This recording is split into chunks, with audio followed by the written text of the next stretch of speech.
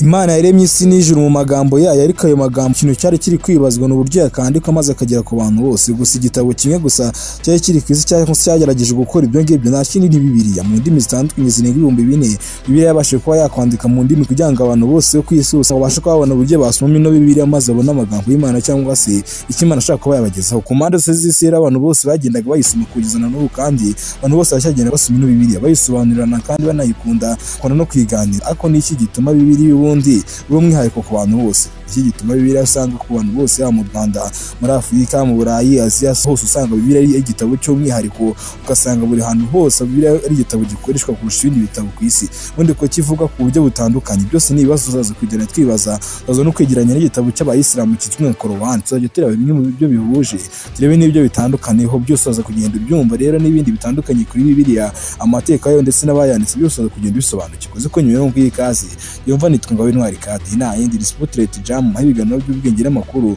bigenda bikugeraho buri munsi. Ushishikariza gukora subscribe niba utarayikora kugira ngo uzajye ubana natwe buri gihe, kandi ikiruze gukora like kuri ino video no muri comment utubwire icyo twazakubwiraho ubutaha. Nabundi reka nguhe ikaze. This is my Bible. It was a gift from my dad. It's really special to me. I try to read it every night before I go to bed. I've learned a lot from it. Still reading it all the time. So yeah.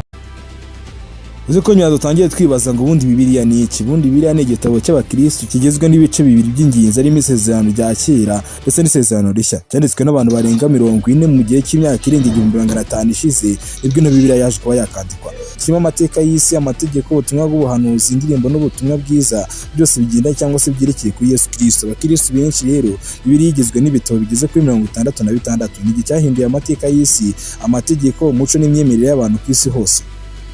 Nk'urugero, nko mu mwaka w'1955 ubita Gutenberg yashyizeho icapiro rya mbere ryanditse Bibiliya, bituma abantu benshi bayigezeho kuri uwo munsi cyangwa se muri iyo myaka abanshi muri bo batari abakristo cyangwa se batari abantu bemera Imana cyangwa se bihaye Imana.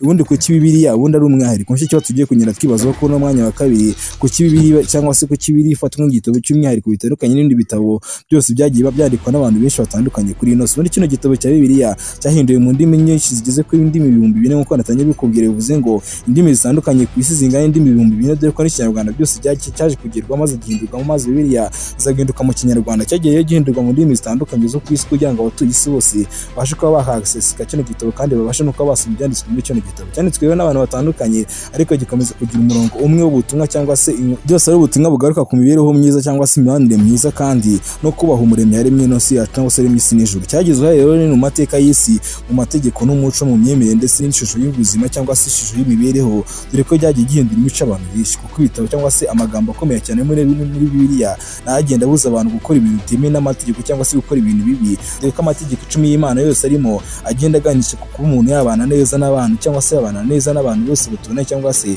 akabana neza n'Imana, dore ko byose byanditse muri kino gitabo cya Bibiliya. Ikindi kintu kuri kino gitabo, nicyo gitabo cyacapishijwe kandi kikagurishwa cyane kurusha ibindi byose kuri ino si. Ibindi bitabo byose waba uzi kuri ino si, igitabo cyitwa Bibiliya nicyo gitabo cya mbere cyakorewe kopi nyinshi cyangwa se cyacapwe inshuro nyinshi kandi kikanagurishwa ahantu henshi hatandukanye kuri ino si. Mu Rwanda rero Bibiliya yahinduwe mu mwaka w'1930, bituma abanyarwanda benshi bashobora gusoma ino Bibiliya kandi bagasobanukirwa amagambo yanditse muri ino Bibiliya biturutse mu gusoma ino Bibiliya yanditswe mu Kinyarwanda. Igice cya gatatu tugiye kwibazaho ni ukubera iki Bibiliya itavugwaho rumwe n'abantu bose. Ugasanga bamwe bavuga ngo barayemera cyangwa se bayemera 50%, abandi ugasanga barayemera kandi banayizereramo cyane. Ibyo ngibyo tugiye kuganira muri aka kanya.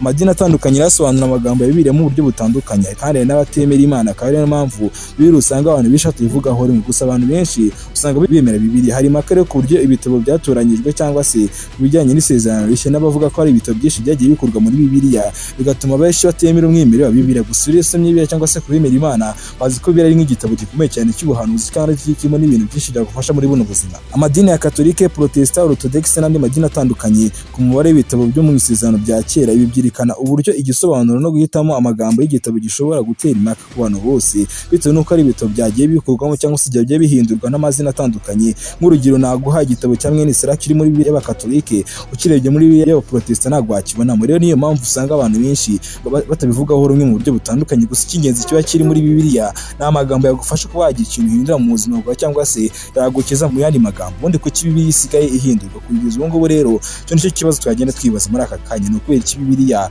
ihindurwa kugira ngo rero abantu bo mu ndimi zitandukanye bayisome mu rurimi rwabo. Niyo mpamvu ya mbere Bibiliya igenda ihinduka, indimi zirahinduka, amagambo ashobora kuba agasimbuzwa amashya bitewe n'ukuntu muri urwo rurimi iryo jambo barebuze nk'urugero mu Kinyarwanda. Barabizi Ikinyarwanda kigenda kigira amagambo make ataboneka cyangwa se kuyahinda bigora. Niyo mpamvu rero usanga rimwe na rimwe nk'amagambo yahinduye mu bundi buryo kugira ngo abashe kuba yakumvikana muri urwo rurimi.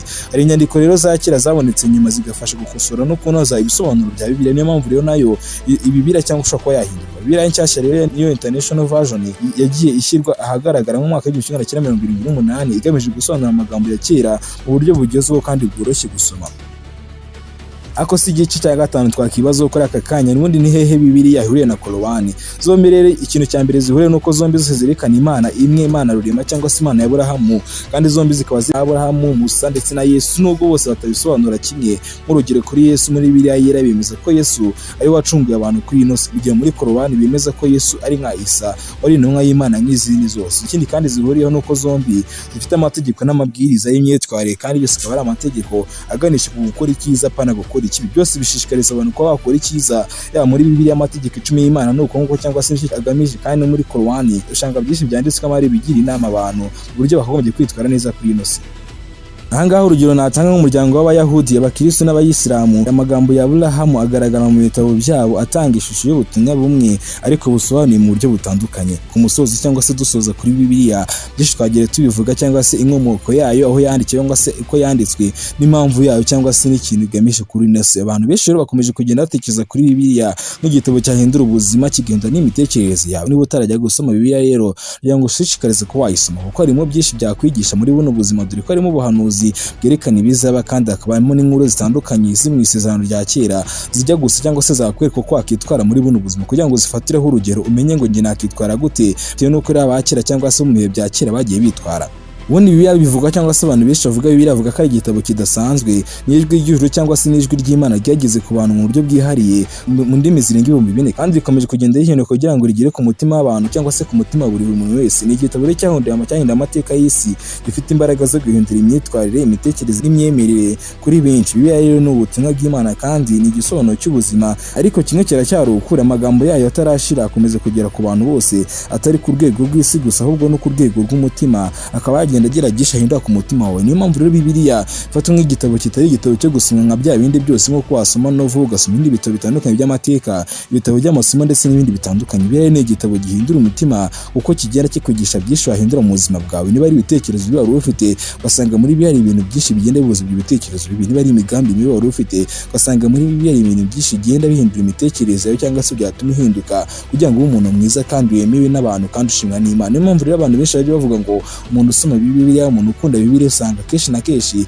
ari wa muntu ukundwa muri sosiyete, kuko byishire bigenda yigisha bituma abana neza n'abantu bose kandi ukabana neza n'Imana. Niyo mpamvu rero najya mubwire ngo byishikagire tubera muri kino kiganiro rero turi impamvu Bibiliya yaje kubihindurwa mu ndimi zirenga 4000, ni ukugira ngo abantu bose kuri ino si babashe kuba basoma n'amagambo yo muri Bibiliya kandi agira ikintu yabahinduraho bitewe n'ukuntu rero agiye basobanukirwa n'amagambo kandi bakagira umva byinshi kuri ano magambo. Kandi tuvuga byinshi kujyanye ni Korowani, ahantu Bibiliya itandukana na Korowani. Najya musobanura byinshi kuri Bibiliya ugereranyiriza na Korowani. Byose rero muri make cyangwa se nasusa nkubwira ko byose ari ibitabo bigamije kutwigisha nk'abantu kuri ino si kugira ngo tugende twahindura imibereho cyangwa se twahindura uburyo tubayeho n'uburyo tubona isi n'uburyo tubana n'abantu kandi n'uburyo tubana n'Imana. Niyo mpamvu rero Bibiliya kugeza ubu ngubu ngushishikaza ko wayisoma waba uyemera cyangwa se yemera, kandi cy'ingenzi ni ukugira ngo nawe ukore ubushakashatsi, kuko muri Bibiliya harimo byinshi cyangwa se mu byinshi wakibaza bya bintu utekereza ukumva birakwirinze, bya bintu utekereza ukumva nabo bashu bifiteho, byose byanditswe mu gitabo cyo muri Bibiliya. Ari ibitabo bitandukanye, ari mu isezerano rya kera, mu isezerano rishya ndetse n'ibintu bitandukanye. Byose wagenda ubonamo amagambo utekereza cyangwa se bya bindi utekereza ukumva birakugoye cyangwa se ukumva bikugoye kubisobanura, byose biri muri Bibiliya, nta handi wabibariza. Niyo mpamvu rero mubwire ngo byinshi twagiye tubireba ari muri make. Reka tuzoze nkubwira ngo ngingo nka hari kadi nta yindi Spotlight Jam, ibiganiro by'ubwenge n'amakuru byose bigenda bikugera buri munsi. Iyo utarakora subscribe rero waracika, kuko abantu bishamaze kugenda bihuza nawe kugira ngo uzajye ubona amakuru atandukanye byegeranye nk'ibi ndetse n'ibindi bitandukanye uzajya ugenda ubona buri munsi. Niyo mpamvu rero ngushishikaza gukora subscribe kandi ujye muri comment utubwire byinshi kuri ino video twagukoreye, utubwire n'utekereza ko twazagukora ubutaha. Aho bundi Hasta la vista.